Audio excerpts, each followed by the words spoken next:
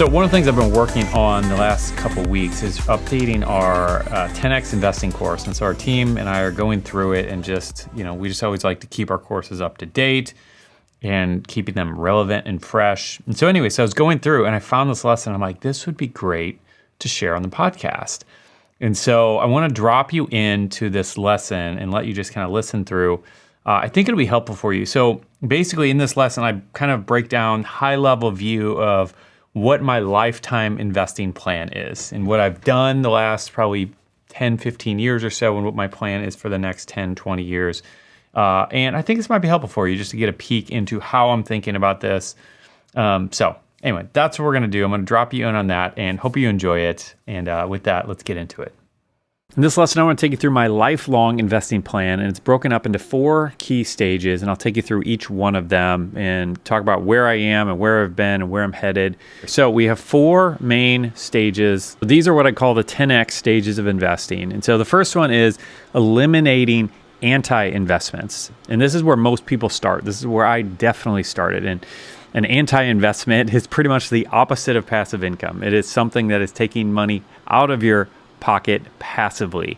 And so a great example of this for me was a lot of credit card debt that I had for things that I bought that I wasn't even using anymore in some cases. So maybe it was a pair of shoes, maybe it was a third guitar that I didn't need or something else, but I was carrying a balance on a credit card paying 15 to 20% interest.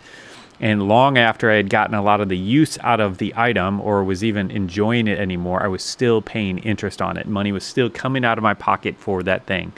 And so the goal of this stage is to eliminate all the consumer debt that's just taking money away from us. So if we have an investment that's earning 10%, like that's awesome, that's great. But if we're paying 15% on a credit card that we have on a balance, then we're actually losing money. We have a net loss there. So the goal is to remove all of those so that as we put more energy towards investing, we can actually make forward progress instead of being dragged down by all the anti-investments that we might have. And before we start explaining stage 2, I should say that as I followed this plan, it wasn't a complete black and white shift from stage 1 to stage 2 to stage 3. It wasn't like that for me, and it might not be for you as well. So the goal isn't necessarily to pay off every single penny of debt that you have before you make your first investment.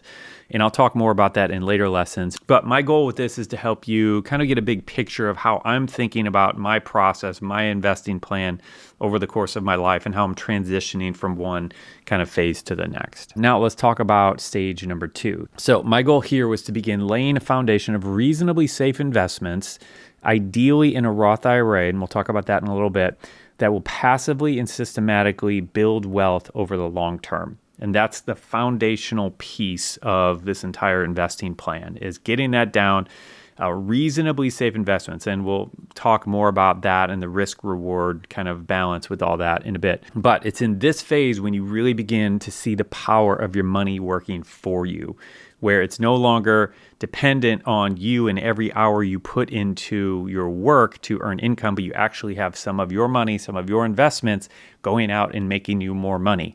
And so essentially they're like little employees for you who are earning you more money. And that's where things really start to get interesting as you see your money making more money for you. And this stage is critically important if you ever want to break out of the rat race, if you want to achieve financial independence, if you want to retire ever, really. Like this is essential that you make it to this stage and that you actually consistently do what we're going to be talking about in this course. But here's what's great. You really only need to be successful at stage 1 and 2 in order to build significant wealth over time. And in later lessons, we'll talk about the specifics of all this, and you'll see how unbelievably simple this really can be.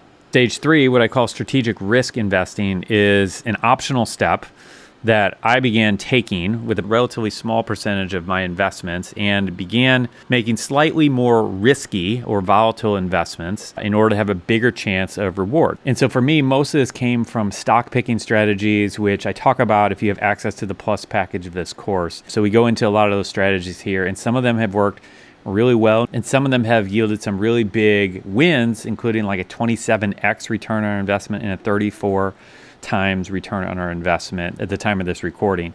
But like I said, there's a risk component that comes with that. So while we've had some big wins, we've also had some big losses as well. And I go into all of that later on if you have the plus package of the course. And I would also say that cryptocurrency, at least at this point, falls into this category of being a really risky and volatile investment. And I would say is a good bit more risky than the type of stock picking that I'm doing. But the big picture takeaway that I'd like you to get from this plan is seeing that I didn't start with riskier investing until I had a really solid plan in place that was automatically and passively building wealth for the long term. That's the foundation. That's the more important part. The stage 3, things are more risky. You're going to have some wins, you're going to have some losses, and you don't want to be, especially if you're using this for retirement savings or something really important to you, maybe it's a college savings for your kids or something. This isn't the area that you want to be dealing with really volatile investments. You want to be using methods that are tried and true, that are predictable, and that have a reasonable amount of safety. You don't want it to be too safe, because if it's too safe, you're just not going to make any money. But you don't want it to be too risky or volatile, because if that's the case, you could win big, but you could also lose big. And that's not something you want to mess with when you're talking about retirement or college savings. And the 4th stage is the income generation or the retirement stage. And so I'm not in this stage. I'm still operating in stage 2 and 3 together. And my goal is to continue to grow as much as possible everything that we have. And then at some point transition into stage 4, where the goal is to essentially live off of the earnings of those investments. I assume that at some point in my life, I'm going to want to work a little bit less, and to be able to have some income that's coming in for me that I don't have to work for is going to be really nice. I don't want to depend on the government. I don't want to depend on Social Security. If it's there, that's great. But I'd like to be able to have my investments being able to earn enough for me to be able to pay the bills. And so that's kind of the long-term goal of where we're going. So now that we got the big picture overview out of the way, let's get to it. All right, well, that about sums it up.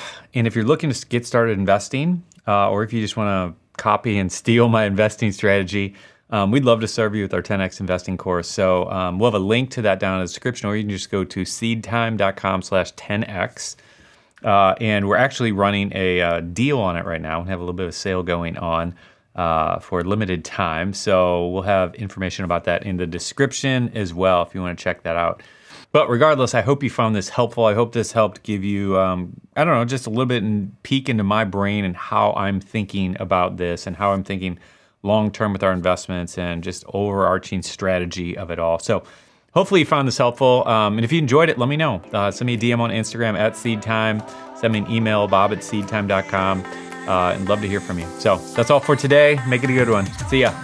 Thanks for joining us on the SeedTime Money Podcast. And remember, money isn't the goal, but it's simply a tool to help you fulfill your purpose and your calling. And we'd love to help you achieve true financial freedom faster with our email newsletter. So if you want exclusive money tips and hope-filled encouragement in your inbox, head over to seedtime.com to get signed up.